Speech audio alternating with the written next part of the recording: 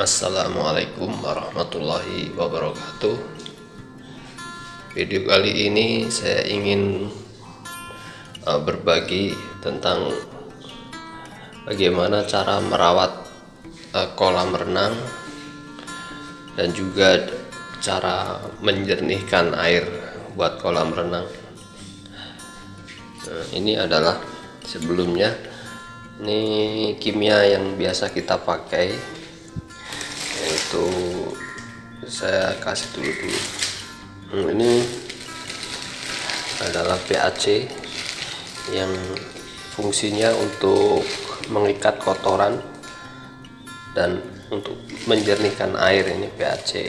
Kemudian ini ada kaporit.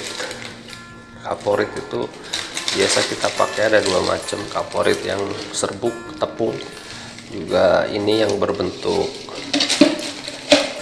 tablet seperti ini. Ini gunanya untuk merawat. Jadi kalau misalnya kondisi air sudah jernih, agar tidak mudah kotor dan tetap bersih, kita gunakan kaporit. Itu satu tablet biasa kita pakai buat 1 minggu. Ini granular. Ini granular, ini sebenarnya kayak sama, fungsinya seperti kaporit, cuma bentuknya kasar. Ini granular. Kemudian ada lagi, ini biasa, ini alat tes pH air. Jadi pH air itu normalnya itu yang standar itu harus 7,5. Jadi antara 6 sampai 7,5 itu baru sehat, air sehat. Kemudian ini ada soda as atau soda api. Ini biasa kita pakai kalau air banyak lumut di dinding-dinding kotor itu. Nah, kita gunakan itu. Fungsinya juga buat menurunkan pH. Kalau pH-nya terlalu tinggi, biasa kita turunkan pakai soda api. Ini ada lagi, ini asid sitrit. Ini gunanya untuk menaikkan pH. Jadi kalau pH-nya misalnya rendah, nah kita aplikasikan ini, ya pH-nya langsung naik. Kemudian langsung ke ini terminal tempat operasional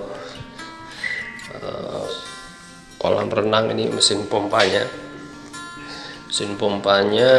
ngisepnya ada dua tempat. Pertama ini dari kolam renang, ini pompa, terus ini ada T. Yang satu kita hisap dari kolam renang, yang satunya kita ambil dari ground tank. Ini ground tank atau penampung air. Ini kebetulan lagi kosong dan kotor, baru mau dikuras ini. Ini karena kita pakai biasa di sini airnya dari air pump yang diproses dari air kotor.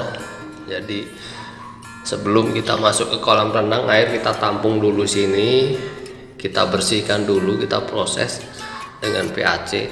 Setelah bening baru kita bisa pakai buat nambahin kolam renang kalau misalnya airnya lagi menurun atau berkurang. Ini kemudian ini adalah laba-laba, kalau bisa kita panggil laba-laba. Laba-laba ini ada banyak. Ini sirkulasi. Ini fungsinya buat sirkulasi air kolam renang. Kalau misalnya istilahnya buat ngaduk-ngaduk lah, buat perputaran kolam renang, cuma dia nggak difilter.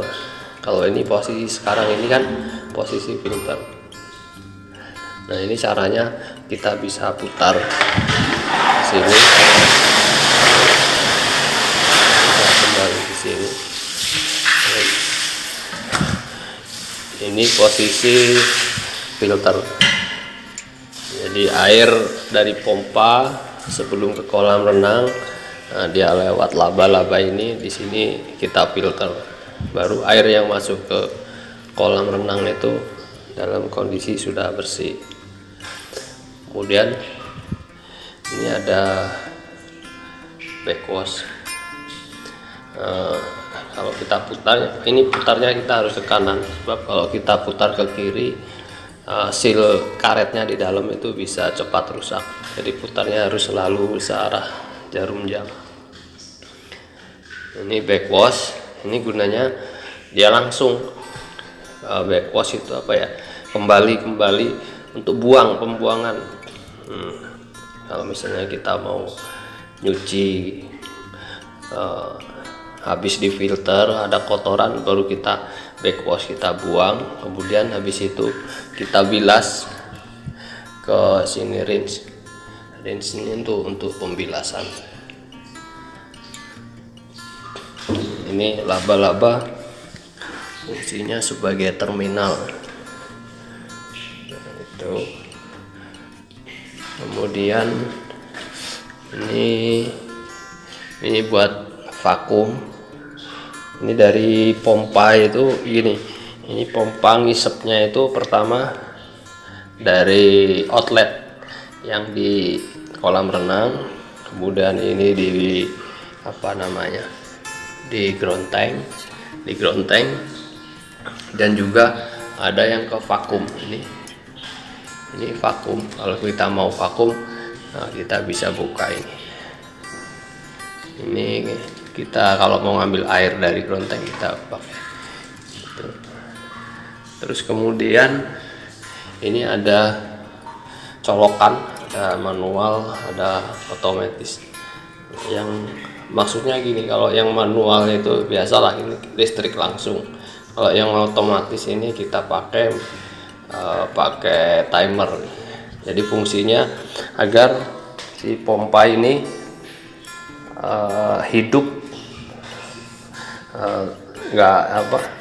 hidupnya itu kita yang atur. Maksudnya waktunya berapa jam dalam sehari itu kita atur. Nah, ini fungsinya buat menjaga agar air kolam renang tetap berputar dan tidak tumbuh lumut, jadi airnya tetap jernih. Saya rasa itu aja yang bisa saya jelaskan. Kalau ada yang mau butuh penjelasan bisa komen di kolom komen di bawah ini. Terima kasih.